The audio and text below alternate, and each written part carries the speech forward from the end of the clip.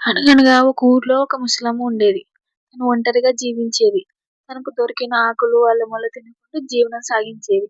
అలా ఒకరోజు తినడానికి ఏమైనా దొరుకుతాయేమో అని అడవి ద్వారాన వెళ్తూ ఉంటే ఒక చోట ఒక చింతకాయ కనబడుస్తది. ఆ చింతకాయ తీసుకొని తినబోతూ ఉంటే ఎక్కడి నుంచో ఒక సౌండ్ వస్తది. అవ్వ అవ్వ నన్ను మెల్లగా కొరుకు అనని. చుట్టూ చూస్తది. ఎవ్వరూ కనిపించరు. మళ్ళీ తీసుకొని మళ్ళీ తింటది. మళ్ళీ సేమ్ అదే సౌండ్ వస్తది. అవ్వ అవ్వ నన్ను చిన్నగా కొరుకు అంటే సరేనని ఈసారి చిన్నగా కొరుకుతది. దాంట్లో నుంచి ఒక విచిత్ర బాలుడొస్తాడు. అది చూసి ఆశ్చర్యపోతది. అవ్వ నన్ను చూసి భయపడొద్దు. నేను నిన్ను ఏం చెయ్యను. నేను గూడా నీతో పాటొస్తాను అనని చెప్తది. సరే నేను ఒంటరిదాన్ని నాకు ఎవ్వరు లేరు. నాకంటూ ఒక తోడుంటది అనని తనని ఇంటికి తీసుకొని వెళ్తది. అలా ఇంటికి తీసుకెళ్ళిన తర్వాత, "బాబు చింతకాయ బుడ్డోడా, నువ్వు ఈ ఊరు వాళ్ళతో స్నేహం చేయాలి, బాగా ఉండాలి, ఎవరితో గొడవ పెట్టుకోకూడదు" అనని మంచిగా చెప్తూ ఉంటది ఆ చింతకాయ బుడ్డోనికి. "సరే అవ్వ, నేను నీ మాటనే వింటాను. సరే అవ్వ నేను ఆడుకోవడానికి పిల్లలతో కలిసి వెళ్తాను" అనంటే, "సరే బాబు జాగ్రత్తగా వెళ్ళు" అనని చెప్తది. అక్కడికి పిల్లల దగ్గరికి వెళ్తాడు ఆ చింతకాయ బుడ్డోడు. ఈ విషయము ఊరంతా చెప్పేసింటది ఆల్రెడీ. చింతకాయ బుడ్డోడొచ్చాడు, చింతకాయ బుడ్డోడొచ్చాడు ఎగతాళి చేస్తుంటారు. అక్కడ చుట్టుపక్కల ఉన్న పిల్లలు ఎవ్వరు ఆ చింతకాయ బుడ్డోడిని ఆటలాడుకోవడానికి రానివ్వరు. అలా ఆ విషయం గురించి ఆలోచించుకుంటూ చాలా బాధపడతాను. నన్ను ఎవరు దగ్గరికి రానిస్తులేరు. నేను ఎలా ఆడుకోవాలి? ఈ విషయం బామ్మకి చెప్పాలి అనని ఇంటికెళ్ళి ఈ విషయం అంతా బామ్మకి చెప్తాడు. బామ్మకి చెప్పిన తర్వాత బామ్మ గూడా చాలా బాధపడి, "అరె చింతకాయ బుడ్డోడా! నిన్ను ఈసారి ఎవరైనా ఏమన్నా అంటే నీకు నాకు టింగురు బిళ్ళ అనని చెప్పు" అనని చెప్తది. సరే బామ్మ అనని చెప్పి అక్కడికి పిల్లల దగ్గరికెళ్ళి, "అరె పిల్లలు నీకు నాకు టింగర్ బిళ్ళ. నన్ను దగ్గరికి రానీయలేదు. మీరు నన్నెవ్వరు ఆడుకోనివ్వలేదు.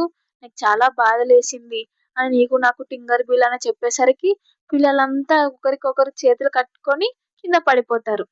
అలా హ్యాపీగా ఓ పనైపోయింది అనని అక్కడ ఒక స్కూల్ జరుగుతుంటది. అక్కడ ఒక టీచరొచ్చేసి పిల్లలందరికీ పాఠాలు చెప్తుంటది.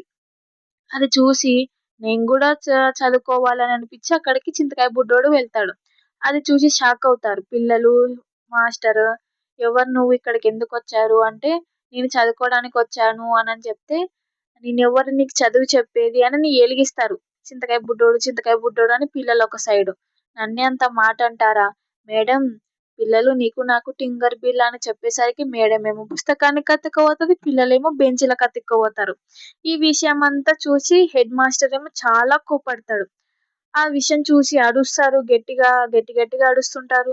"నన్నే అరుస్తావా? నీకెంత ధైర్యము నీకి" అనని మాస్టర్ గారండి నీకు నాకు టింగర్ బిళ్ళ" అని చెప్పేస్తాడు. అలా చెప్పిన వెంటనే మాస్టరేమో స్టిక్‌కి అతుక్కపోతాడు. ఇంగ చాలా హ్యాపీగా ఇంటికి వెళ్తూ ఉంటాడు. అలా ఇంటికి వెళ్ళిన తర్వాత ఈ విషయమంతా బామ్మకి ఆల్రెడీ తెలిసి ఉంటది. కూరగాయలు కట్ చేసుకుంటా ఉంటే అక్కడికి చింతకాయ బుడ్డోడొస్తాడు. చింతకాయ బుడ్డోడొచ్చిన తర్వాత ఈ విషయమంతా తెలుసుకొని కోపడతది. నన్నే తిడతావా?